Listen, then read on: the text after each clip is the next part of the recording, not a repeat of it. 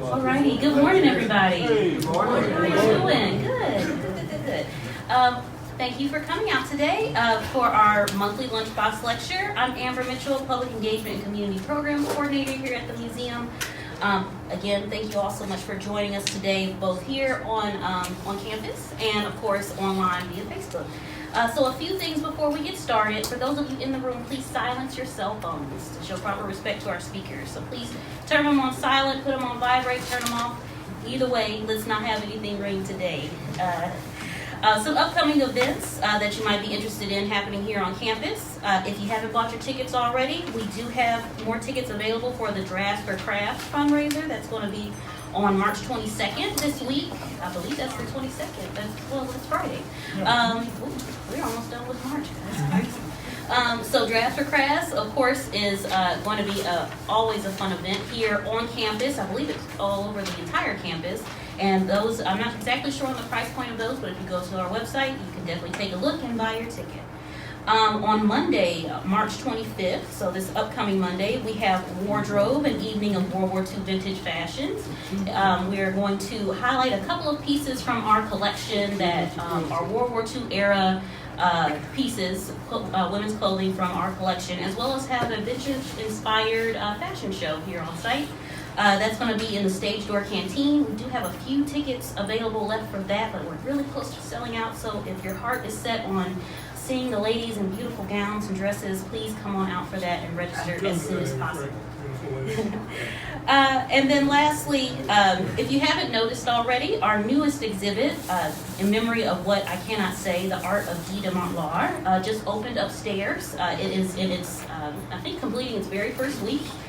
Next week, we're going to be having the opening reception for that event, which will also feature the family of Guy de Montlar, the artist. And that is going to be here in the Louisiana Memorial Pavilion on Thursday, March 28th. That is a free event, so please register in advance for that so we can make sure that we have enough seats and food for everyone for that program. So do come out for that event on Thursday, March 28th. So today's presentation, of course, as always, is streaming live on Facebook and will be available for viewing in its entirety on our museum's Facebook page, which, of course, is facebook.com/WWII museum, and then will be available later on the museum's YouTube channel. So feel free to share that stream with any of your Facebook friends and those who are just interested in this topic, of course.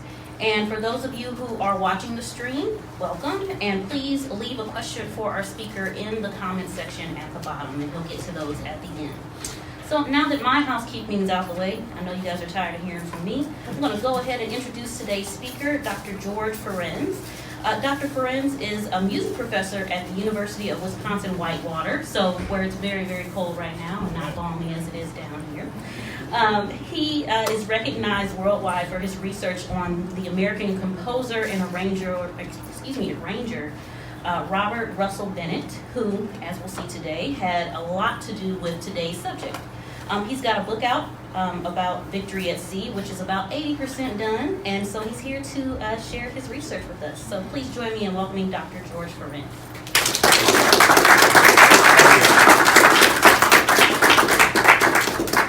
Thank you very much, Amber, and thank you everyone who came out, took time to come out and see me today. Here we go. Victory at Sea was not America's first World War II documentary on television, but it was by far the most viewed and the most enduring. I'm not here to argue why it is or isn't, or was or wasn't the best of the bunch, but it did have distinctive aspects I'll highlight today, whether you know the series well, as some of you do, or to have just vaguely heard of these half-hour programs, 26 in all, that premiered in 1952-53. I'm thrilled to be here today to share my research. I'm not a military historian, and for everything I know about the war, there's surely someone here right now that knows more about it. Being a musician, it was Victory at Sea's musical soundtrack that first captivated me, and then I caught up by finally getting to know all the episodes the music was written for. I was just born just as Victory at Sea finished in 1953. My father had served in the Pacific and is now headed toward his 95th birthday. During the war, my late mother joined the government's Cadet Nurse Corps program that accelerated her training and put her right to work. I thank them both for sharing wartime experiences that I'll never read about in any history book. Okay, let's get to my subject today.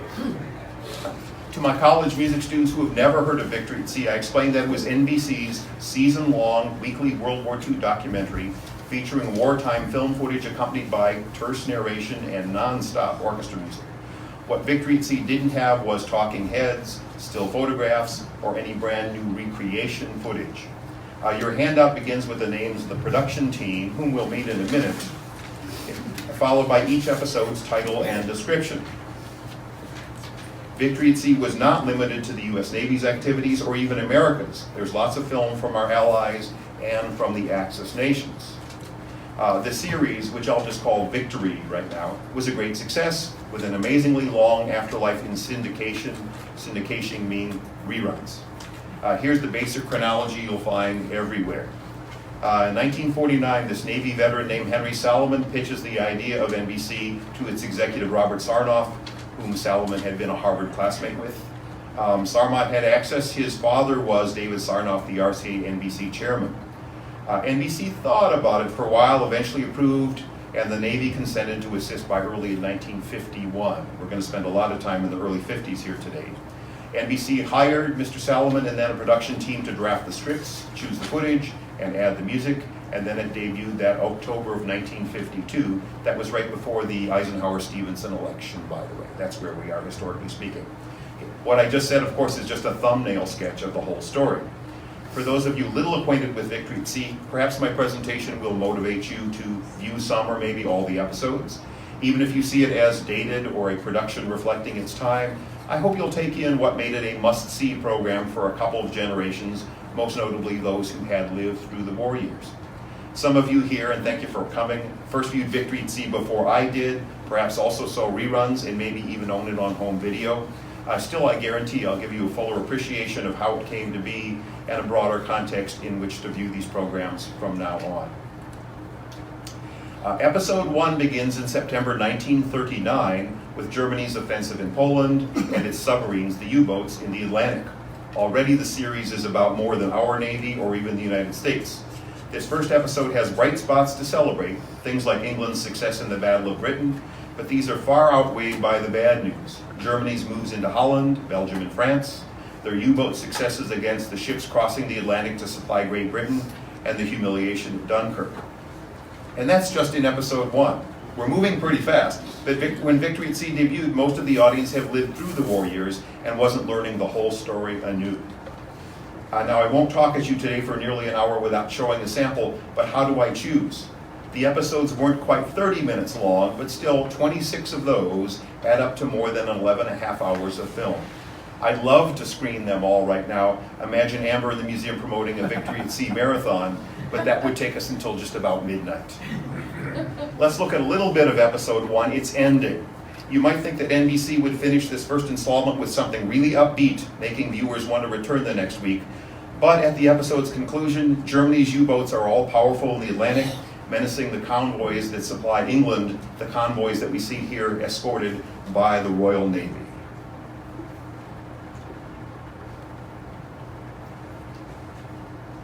Click. Play. Help. Where's my play arrow? There it came back. Can I leave it? The convoy is on guard. Sonar, as is the British call.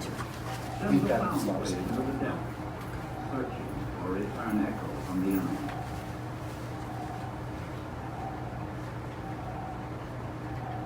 All hands on all ships are alerted in these dangerous waters, where sinkings are routine.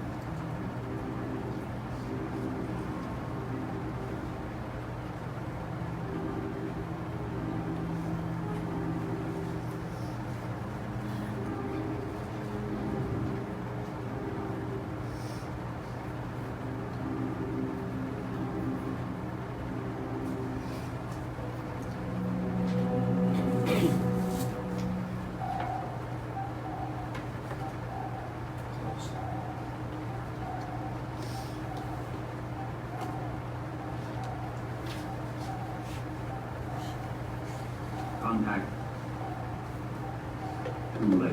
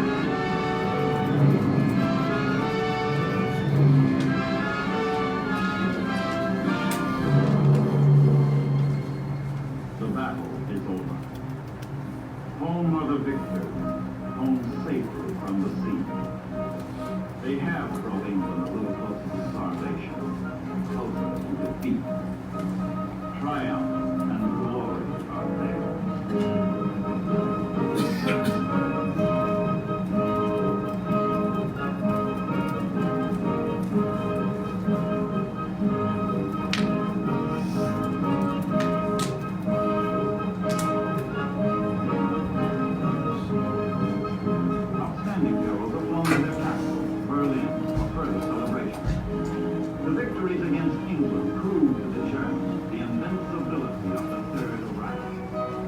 All Germany rejoiced. All Germany honors its undersea sailors.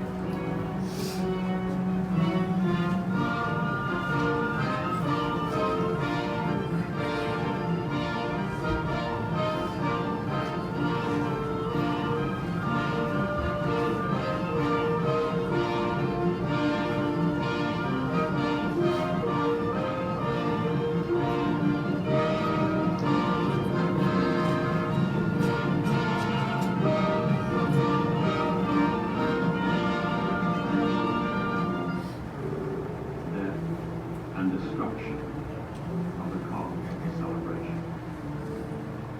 Even before the United States entered the war, the bottom of the Atlantic was a formidable perimeter of Allied ships. But there are no tombstones in the sea. Only the drifting remnants of disaster. Little volume, please.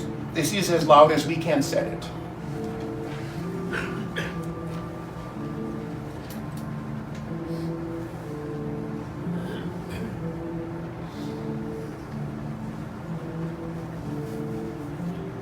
And this is just the beginning.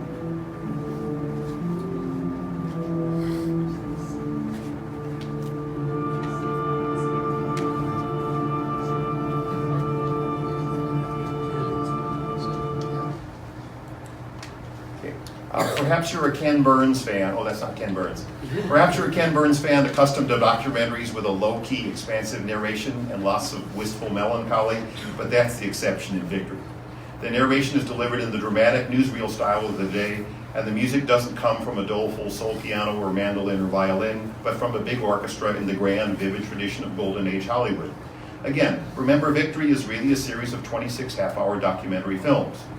And unlike most Hollywood sound films, past and present, the music is just like an opera. The music is continuous whether there's narration or not, and is always closely tied to what's on screen. Now, let's meet this gentleman I've mentioned, producer Henry Salomon, the first name on your handout. He was a Harvard graduate with ambitions as a writer and historian, but as America entered the war, he joined the Naval Reserve and was first assigned an important home front post with NBC. This is a full decade before Victory at Sea. He directed a wartime NBC radio program, The Victory Hour. Anyone could listen, though it was aimed at the teenage members of something called the Victory Corps. And in Philadelphia alone, there were 25,000 high school Victory Corps members, learning about lab work, machine shop operations, public service, and so on in partnership with area manufacturers and agencies. The weekly nationwide link to all the Victory Corps students was Salomon's radio program about issues of the day, The Victory Hour. This is what you would want your teens to know about what was going on out there. You're going to be a part of this. Henry Salomon did soon go on active duty with the Navy, but now I bring up a better known name. Pulitzer Prize winning Harvard historian Samuel Eliot Morrison.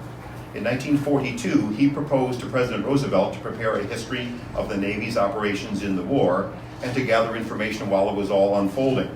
Roosevelt, who had been an assistant secretary of the Navy in World War I, of course agreed, and Morrison was immediately commissioned to lieutenant commander in the Naval Reserve, brought on to active duty, and sent out to the theaters of war. For anyone here who doesn't know what resulted, this is the landmark History of the United States Naval Operations in World War II, 15 volumes published between 1947 and 1962. I like acronyms, I'll call it HUSNO for short. It's toward the bottom of your handout. Now, Morrison was nearly as old as Halsey and Nimitz, but he was no armchair historian. He spent much of the remainder of the war in the Atlantic and Pacific on ships large and small. He saw numerous assaults as well as the kamikaze planes firsthand. Roosevelt had guaranteed him access to pretty much everyone in the Navy, and so Morrison conferred regularly with the top brass before and after major operations. When that first HUSNO volume appeared in 1947, it commanded a place on the front page of the New York Times Book Review. Morrison, of course, did not write the whole 15 volumes of HUSNO himself. One of the first research assistants he requested had been his standout history student at Harvard, our Henry Salomon. Okay. By the way, here in 2019, Morrison maintains an important status in the Navy's eyes. They continue to offer this named scholarship to a Navy or Marine officer working on a graduate degree. So, Henry Salomon left NBC's Victory Hour radio program to go right into the thick of the action in the Atlantic and Pacific. He gathered the Navy's story while it was breaking news, participating in many engagements and drafting Untitled Chapters for Mr. Morrison. Even after VJ Day in 1945, Salomon's research work continued. He got to interview many of Japan's top military and government officials, as well as Navy brass, and gathered up all kinds of action reports and reminiscences while everything was still fresh. When Salomon proposed Victory at Sea to NBC in 1949 then, he had a first-hand perspective of the war, knowledge of the kind of film footage being shot by our combat cameramen, plus his radio experience with NBC's Victory Hour, telling the war's story to the public, and then all the experience researching Husno. Okay. I began today by noting that Victory at Sea was not America's first TV war documentary. Let's turn to its predecessors, down at the bottom of your handouts if you look for these names. After the war, General Eisenhower emerged as the national hero, and for the 1948 election, there was even talk of him and the presidency. But he instead took the job leading Columbia University, and that same fall, 1948, his wartime memoir, Crusade in Europe, was published to great acclaim. Everyone, and not just Americans, was very interested in what Ike had to say about the personalities he had worked with. Time Life bought the TV rights and made a 26-episode documentary series for ABC out of it. And it was a solid critical success. And for a short while was getting sales for syndication, again, reruns. Okay. But something worth noting, the arrow down at the bottom, ABC's network at the time, just 33 cities nationwide. I'll talk more about early 50s television in a moment. Okay. Crusade in Europe, of course, covered only the war's European theater, so Time Life and ABC followed up with a Crusade in the Pacific, nothing to do with Eisenhower, series in 1951. Yes, this is 1951, just as NBC is announcing its forthcoming Victory at Sea. The Cold War was very real, we were fighting in Korea, but Henry Salomon had novel ideas for his World War II documentary. Once NBC guaranteed the money, and the Navy pledged its cooperation, Victory at Sea was a go. I'll return to my chronology in a moment, but now in early 1951, with Victory not to debut for another 18 months, let's visit the history of early network TV. The technology of television had many years of pre-war history in the United States and elsewhere. Commercial TV got a fledgling start here in the late 30s before the war, but the war brought things to a standstill.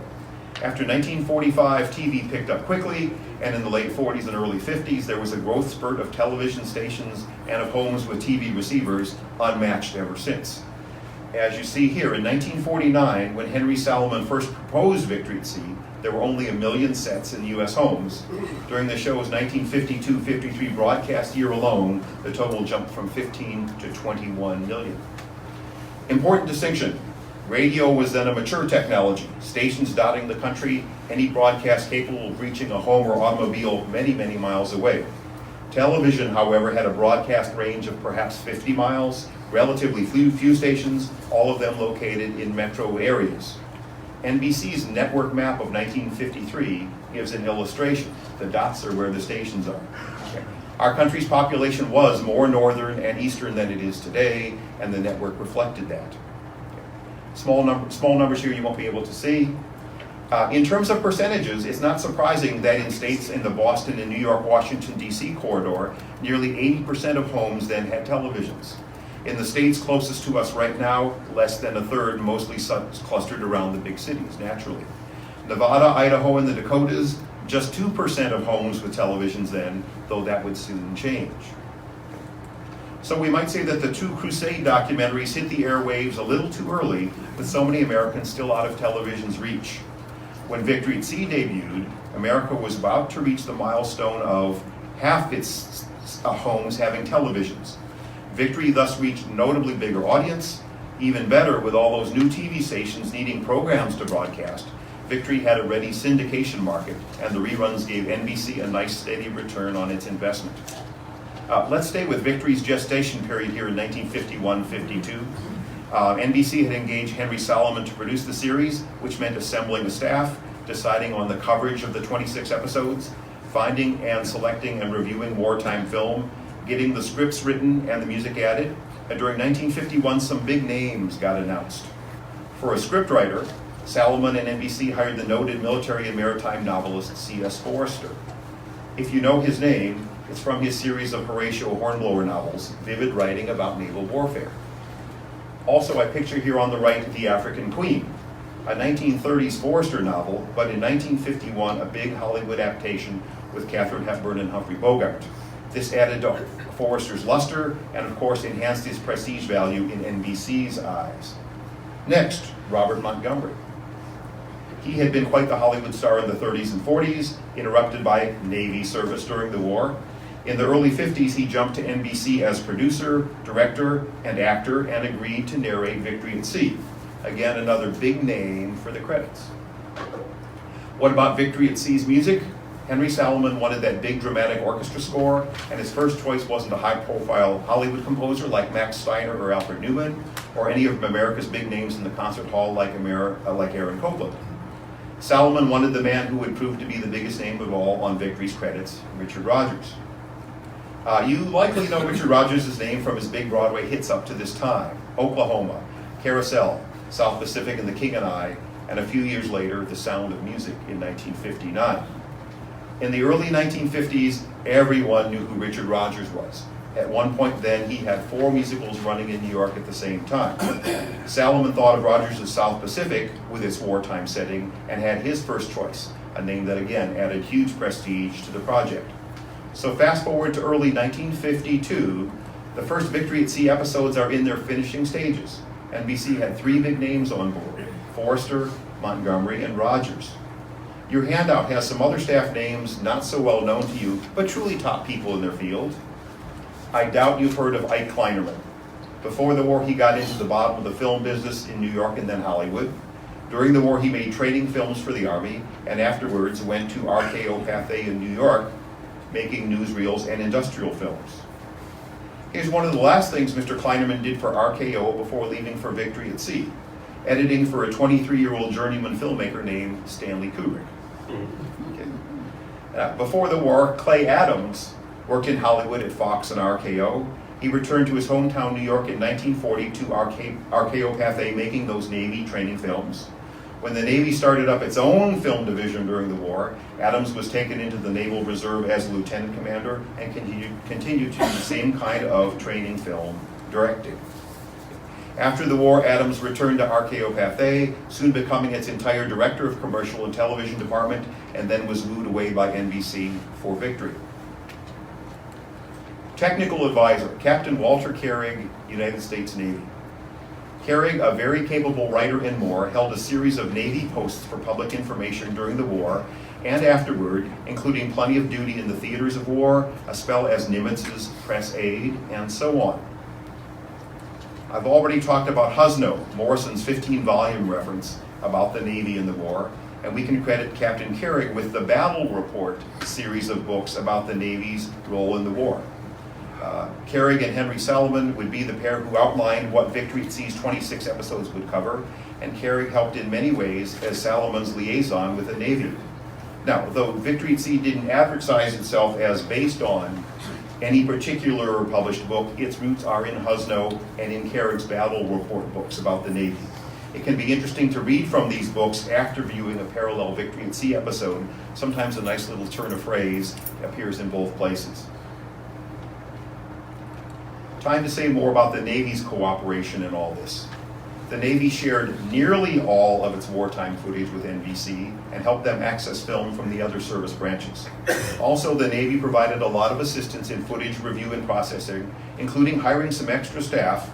Perhaps that means that by one measure, every early 1950s American taxpayer, including my father, was a teeny-tiny investor in Victory at Sea.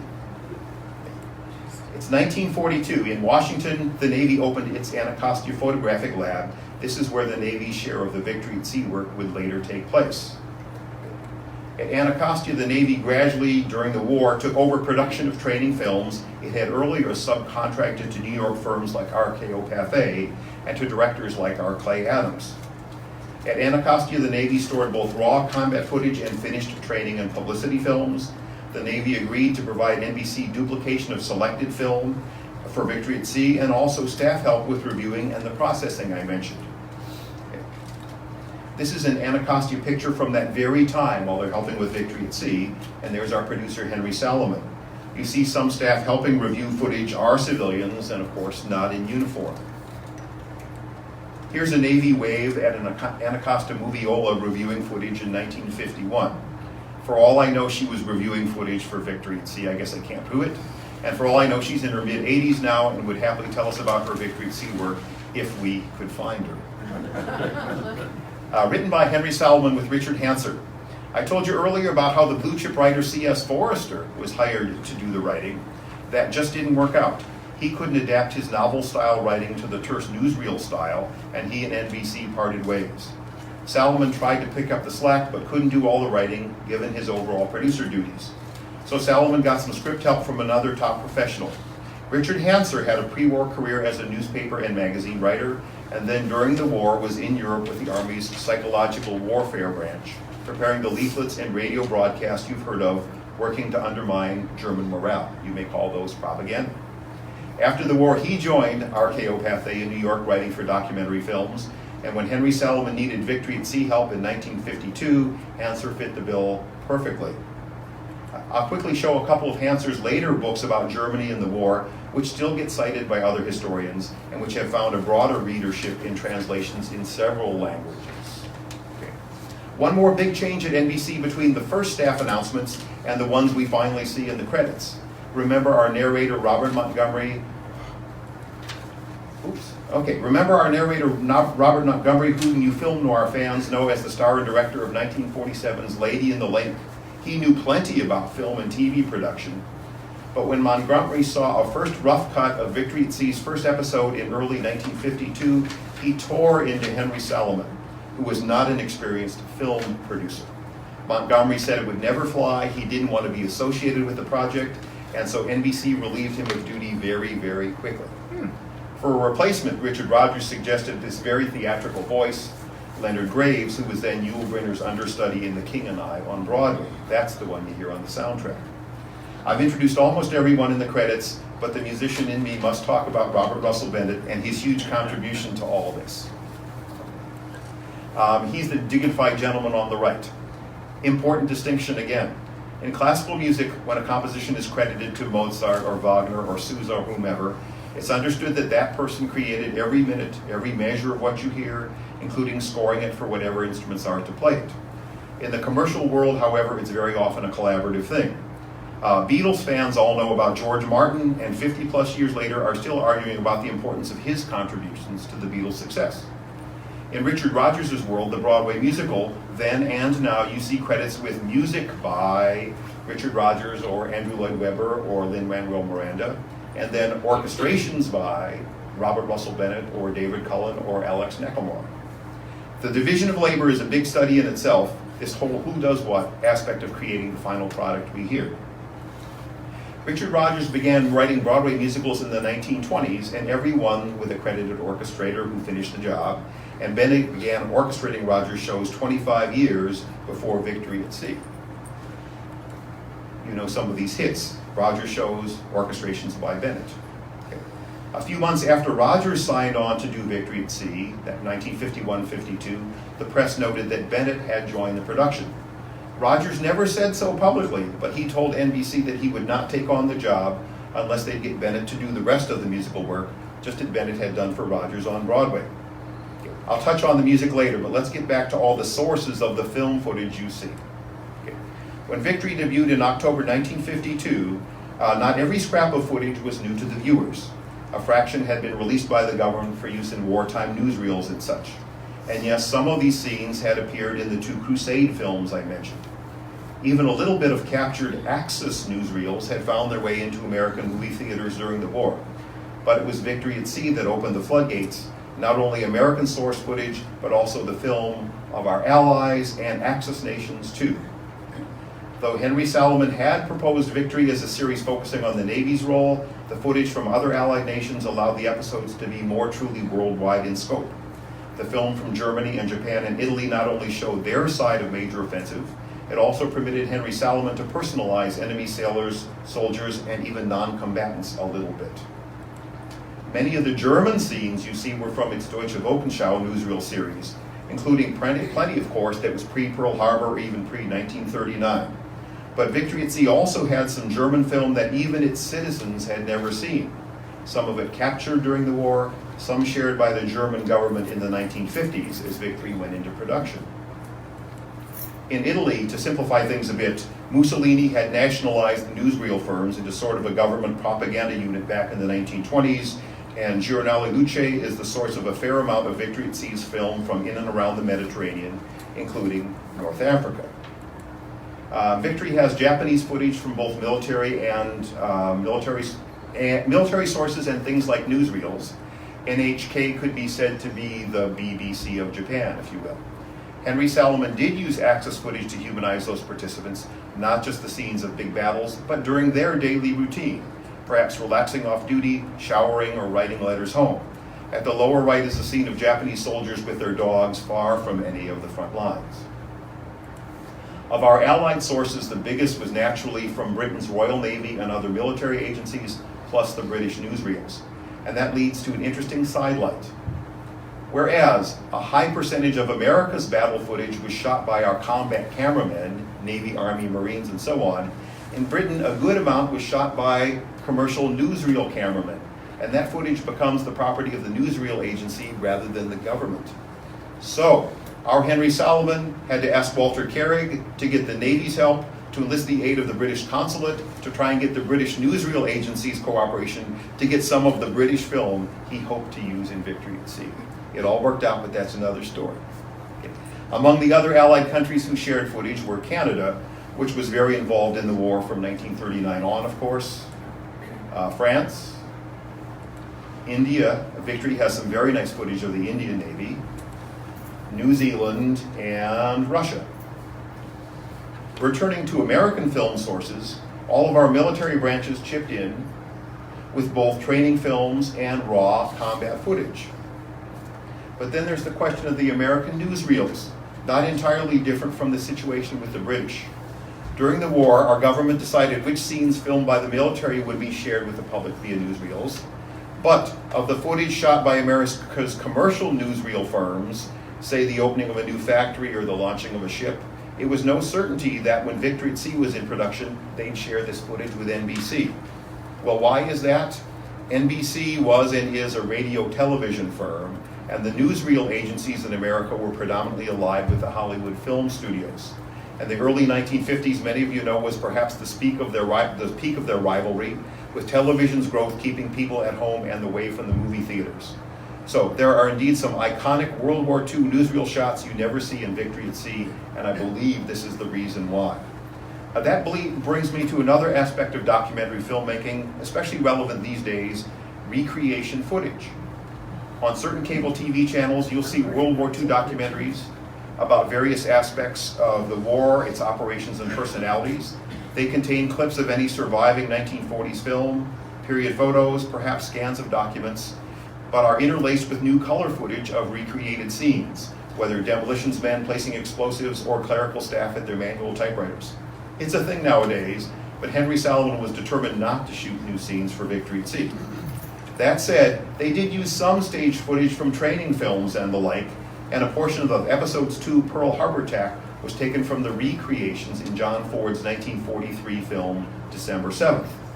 NBC in its publicity did admit that they used such things when they had a story to tell and hadn't the footage they wanted, but it still amounts to a very, very small fraction of the series' 11 and a half hours. And what you see in Victory at Sea is far more than military and combat scenes. There's a good amount of home front there too. Often we see civilian production of tanks, planes, ammunition, food, and everything else necessary to sustain those on the front lines thousands of miles away. Where did that film come from? From the wartime promotional films made by either government agencies or by firms like the Detroit automakers who had changed over from domestic products to war goods. And finally, there's all the raw combat footage in Victory at Sea that had never appeared in any previous training film or newsreel or the like, and which the public got to see for the very first time on their televisions. Much of it would not have been approved for wartime newsreels anyway. During the war, our government tightly controlled what it would allow civilian audiences to see. The wartime media had shied away from showing lots of gore or dead U.S. soldiers, and it wasn't until fall 1943 that Life magazine published its first photos of dead Americans. Perhaps you've seen this one. Now, there's nothing in Victory at Sea as gory as, say, the opening sequence of Saving Private Ryan. But there's plenty of casualties and blood and death on both sides, often courtesy of this never-before-screened combat footage. Let's next examine how Victory got from concept to final product. Following the NBC and Navy agreement early in 1951, there was a lot of flailing around doing the preliminary shaping. I think I've described it as 5 essential questions. Okay. Initially, there was talk about Victory at Sea reaching back to the World War I armistice or continuing right up through the present-day Korean War, but Salomon started in 1939 and finished in 1945 with the American troops' occupation duties and returned to the United States. How Navy or America-centric should it be? Well, he had proposed it as a Navy history, but soon realized it couldn't be just a Navy story or an American story. There's plenty to say about the Navy on D-Day, but how can you not talk about the Army or the Royal Navy, the Canadians, and so on? And then, what does your viewer already know? That's always a tough question. Just as I'm aware today that each of you has a different scope and knowledge about the war and about my subject. But Salomon knew he was writing about a war in living memory and was able to shorthand many a topic. Should the episodes conform to the 14 volumes of Morrison's Husno books? Well, Salomon considered it early on, but NBC told him to deliver 26 episodes, that's what a season used to be, and not 14. Victory at Sea is chronological in a general sense. As you'd see from the outlines of the 26 episodes, it comes pretty close. But still, while we know that Japan's 1945 surrender followed far sooner after Germany's than most anyone expected, D-Day in Victory is episode 15, and we return to Europe only once more in episode 22, and then it's all Pacific theater after that. I mentioned earlier that the shaping of the series could only proceed hand in hand with knowing what film was available. Thus the trend to more of our allies and a more personal portrait of the Axis fighters as Salomon and his team found more and more film sources. At Anacostia, the Navy indexed its films in some detail, but the NBC staffers eventually had to work out their own cataloging system for this and all the other film they turned up. Tens of thousands of file cards. That's how we did it before computers. Our perpetual problem was the question of what actually existed on any particular subject, where the film resided, and then the sometimes touchy issue of getting permission to use it. And the question of which comes first. Episodes were broadly outlined or scripted a bit first, with footage hopefully available to illustrate. But here's something that director Clay Adams, with nearly 2 decades in the profession, sometimes had to remind Salomon, who had no film experience. In a motion picture documentary, it's only possible to show events that are already on film, and that the pictures must determine the script, and not the other way around. Hey, where will the footage need no narration at all? Yes, this is a very distinctive aspect of Victory at Sea. The Crusade films had almost no music. And I admire Henry Salomon for pursuing his vision of more music and less talk. Before Victory's premiere, he told an interviewer, "Narration will be heard only where absolutely necessary, and withdrawn whenever the pictures and music can tell their own story, which is most of the time." By thus assigning new proportions to the basic elements of film and music and script, we hope to achieve entirely new effects, and that's what's so different about this series. Let's do a little math. The average Victory at Sea script runs to about 1,300 words. Today I'm reciting at about 150 words a minute. So a typical 27-minute episode had less than 9 minutes of narration. That leaves a lot of time with no one talking, just as Salomon wanted it. And what tells the story? The music, which is going on all the time, tailored very precisely to what we see and what's been said. By the way, that excerpt I showed you from from episode 1 was 5.5 minutes long, but with less than 1 minute of narration. So, each Victory program got outlined based on available film, shots chosen and roughly assembled and edited down, with the narration then finalized, and once the final cut was done, then the music could be written to fit. And so I returned to the Rogers-Bennett musical collaboration. For a typical new Broadway show, a songwriter like Rogers might write a dozen songs at the piano, and then it's the arranger's job to use them to fill out the solo and ensemble singing numbers, the dances, the overture, the exit music, and so on, and put that all into the orchestra. And that's for one Broadway musical lasting a couple of hours.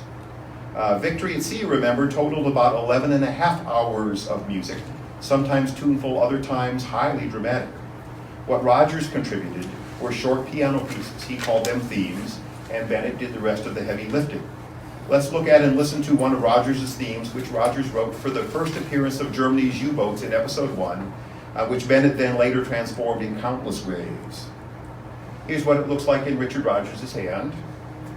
And here it is, I've made all pretty for all of you. And let's see if we can listen. Come back here. There we go. Come back.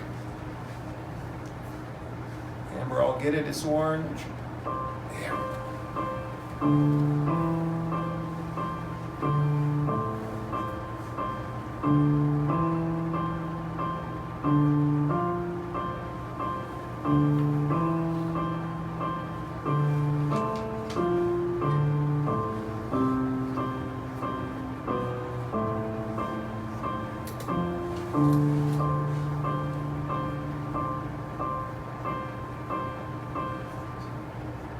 And that's that. Here's another Rogers theme, written for a later episode for some off-duty U.S. sailors relaxing below deck with some music making. Again, his manuscript, and I've made it all nice in the computer for you. And let's take a moment to listen. Come back.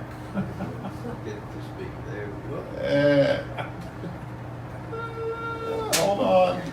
We're on it, we're on it. There you go.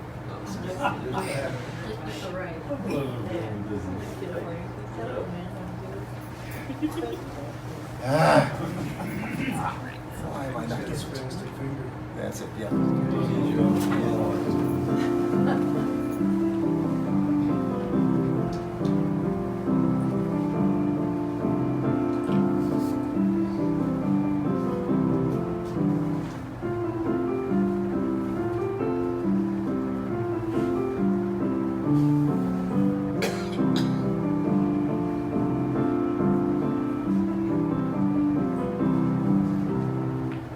One reviewer said, "Oh, it sounds like the kind of cowboy tune he might have not used in Oklahoma." You have now heard 2 of the 12 themes that Richard Rogers wrote for Victory at Sea, or fully a sixth of what he contributed to the series. And those 2 we just heard add up to only a minute of music. Rogers' themes are transformed, they're distinctive and memorable, and Bennett puts them through their paces in endless mood transformations, but an arranger can only stretch them so far. And so in the average Victory episode, where there's less than 9 minutes of narration, there's less than 6 minutes of any of the Richard Rogers tunes, meaning Robert Russell Bennett, the arranger, also composed more than 8.5 hours of what you hear when you watch Victory at Sea. There are concert marches, tons of combat music, which of course never is supposed to be tuneful or pretty, and deeply touching passages. When you get to the most tragic, sobering parts of the series, like Bergen-Belsen, Dachau, Hiroshima, Japan freeing the Allied prisoners of war, you get the idea. That music is all Russell Bennett's work. Russell Bennett was a musical split personality. On one hand, a classically trained composer who wrote hundreds of original works, several orchestra symphonies, violin pieces that the great Jascha Heifetz played and recorded, an opera produced at Juilliard, and so on. But he earned a steady living orchestrating Broadway shows from the 1920s to the 1970s, eventually working with all the greats. Richard Rogers, George Gershwin, Cole Porter, Jerome Kern, Irving Berlin, you name it. He spent a part of the 30s and 40s in Hollywood, both arranging and composing for more than Fred Astaire and Ginger Rogers pictures, by the way. He learned about timing music to film footage, keeping music carefully under dialogue, what an orchestra really sounds like through a movie theater loudspeaker, and of course he had to work against impossible deadlines, as he did on Broadway. And that is the film composer's toolkit that Russell Bennett brought to Victory at Sea to be the arranger for Richard Rogers. Okay. Today I'm trying not to give exactly the kind of talk I would at a professional musicians conference, but since I've shown you what Richard Rogers' little piano themes look like, I offer a sample page of Bennett's full orchestra score.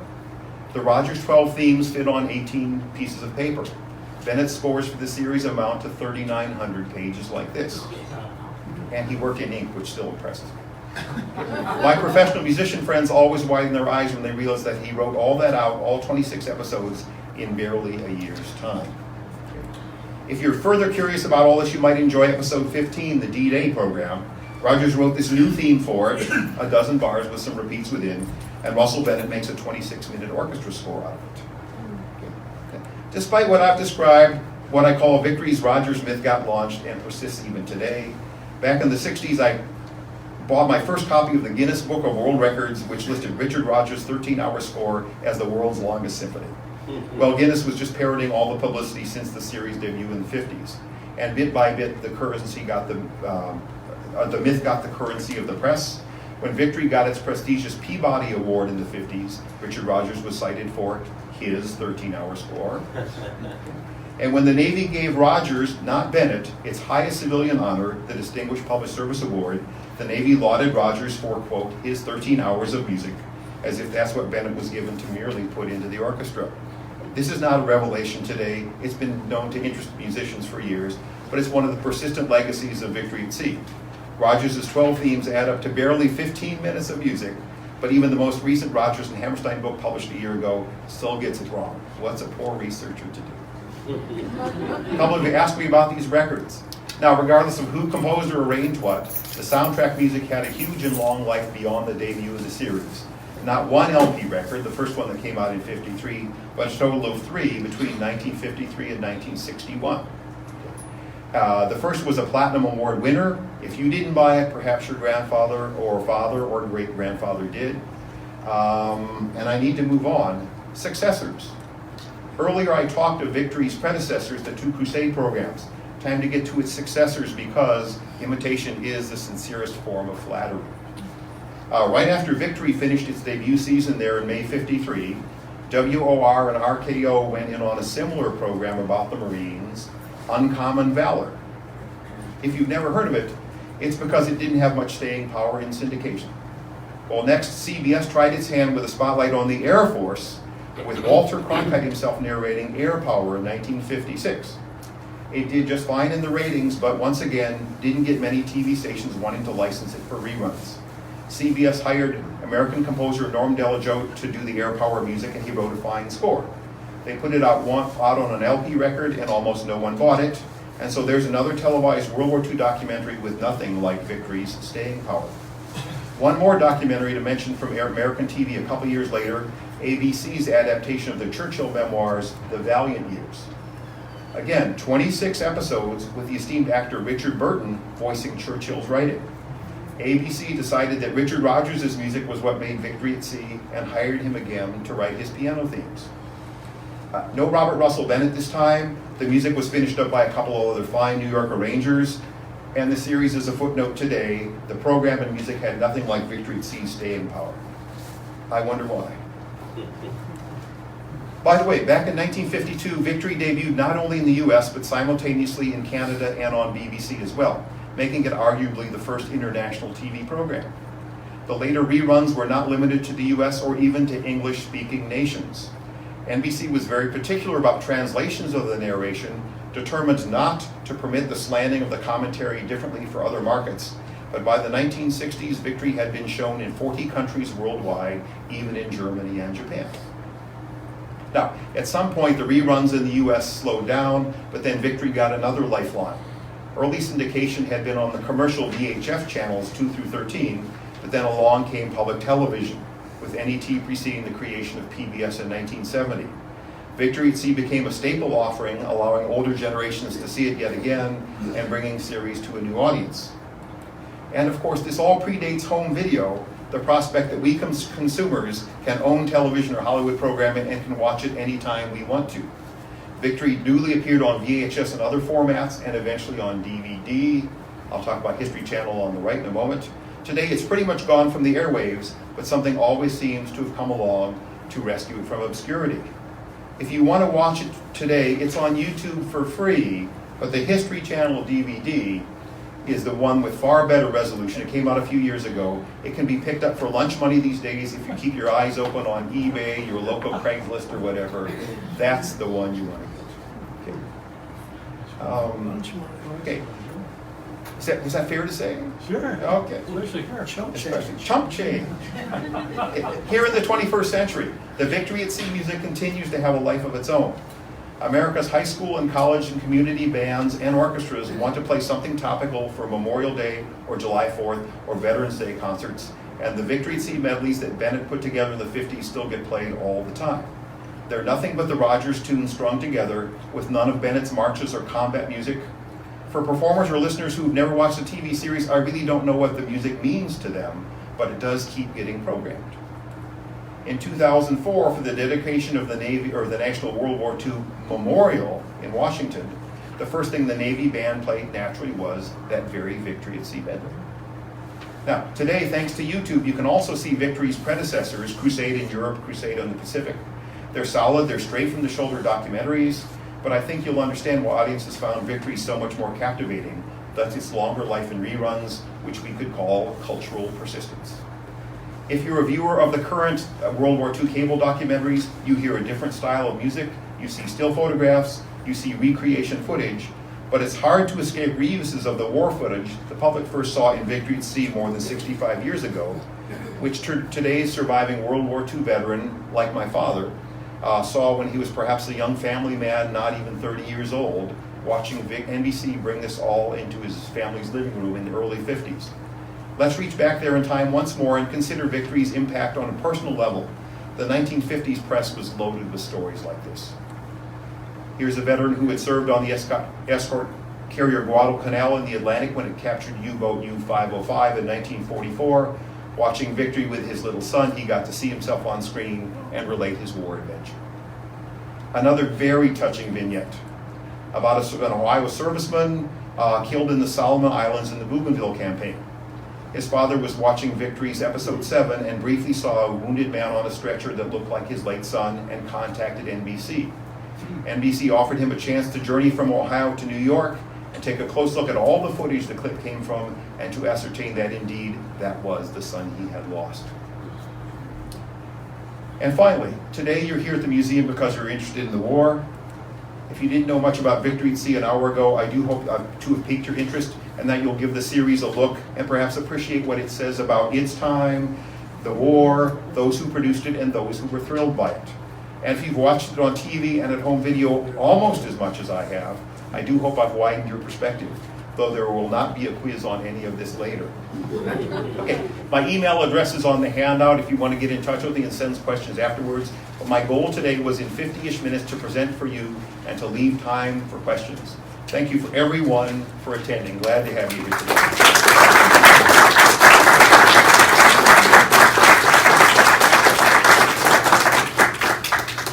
Yes, ma'am? Do you know if any of the information about either the Bletchley women or the Navajo code talkers is in the series? I can tell you that neither of those get mentioned. There's a million stories they couldn't get to. Okay, and that's maybe the fault or whatever, but for all the things that are there, there's a million that aren't. Yes, sir. In fall of 1954, I was in the NROTC at Tulane, and they already were showing Rings Around Rabaul and parts of. And then I went to the Naval Academy, and for 4 years, as it came out. We are told that part of the deal was that NBC would furnish every Navy installation with all 26 shows of this. This is on the big reels, remember? And someone said, for 30 years you couldn't be in the Navy and not see it. If that's anecdotal, it's not untrue by much, I would say. Everyone saw it.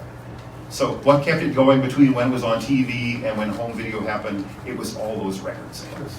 Everywhere. The music is everywhere. It has a great life beyond the film. I sometimes am in touch with people that say, oh, here's this piece of music on the record. Can you tell me what episode it came from? And I'm just the kind of person who has taken time to figure that all out. So I'm glad to be that resource to you. Any other questions, or you can just come up and visit me afterwards. That's fine. Sure, sir. Yeah. I hear you calling the name of the NBC Symphony all the time. Now that was a fairly famous band back in the day, wasn't it? It's a big prestige sort of thing. Talk about prestige. I didn't think I had time for that. Here's my little leftover list. Let's go in there. Okay, yeah, the NBC Symphony, to a lot of people, that was a big deal. In the late 30s, NBC spent a huge ton of money raiding every professional orchestra in the country to upgrade their musicians in New York City. And they called them the NBC Symphony. They didn't just do classical, but they did all these concerts that Toscanini conducted on radio and on television, made all the classical recordings. So it was really a plum for NBC on Victory at Sea to be able to say, now this is just our New York musicians, but these are our these are our NBC Symphony players, the same ones that are recording for Toscanini on Thursday are recording the stuff for Russell Bennett on Friday morning. So there's no question about we all believe in publicity and big name things, and they added to the luster as well. Yes, sir? Are there CDs that have the Victory at Sea music on them? Okay, all 3 of the LPs have been reissued on CD, and if they're not currently in print, they're all over Amazon, eBay, everywhere. Someone's added some sound effects, and that kills me a little bit, but they're still very, very listenable. And again, if you want to know where one of those tracks comes from, I'll be happy to tell you that so you can watch the episode that the music was written for. In the back, please. Thank you very much for this brilliant presentation. Oh, thank you. Yes, I was wondering if in your research if you've come across any of the Office of Naval Intelligence propaganda efforts. Was there any talk about incorporating any of that into this series? First of all, I've asked some Navy friends what's in the files there, and they're kind of still looking for me. But in an interview 40 years later, Clay Adams did say, look, no, the Navy was very hands-off about all this. There was some still unclassified, or they couldn't declassify footage they couldn't let out. But the Navy never told them, talk about this, don't talk about that. So they were really free of that. I hope that answers your question. Sure. Thank you very much. Another quote I didn't have time to read. Yes, sir. Where are the original scores housed today? Okay, meaning the orchestra, the written out things. Handwritten? Okay, the handwritten, and they're really amazing to look at. Long story, Robert Russell Bennett's personal papers got donated to Northwestern University. And one can go there and look at them. And for me, it's only 2 hours away from my Wisconsin home. I have microfilms of them, and that's a joy. But to sit there and hold that all in my hands and realize what one did, again, he works in ink, and it's hard to explain to musicians what writing a piece of music in ink is like without a piano in the room. It's a little bit like maybe writing out a complicated recipe and having someone cook it, but you've never test cooked it before or something. But no, this is a great, great, brilliant mind. And during the show, he never needed to go to a piano. He didn't use a computer. He went to a piano when he wanted to demonstrate something for someone else, but he literally was one of those Mozart brains that heard it all in his head. A great, great, underappreciated talent. I could talk your ear off about him. Other questions? Okay, stick around if you'd like to visit me, but thank you once more, everyone, for coming today.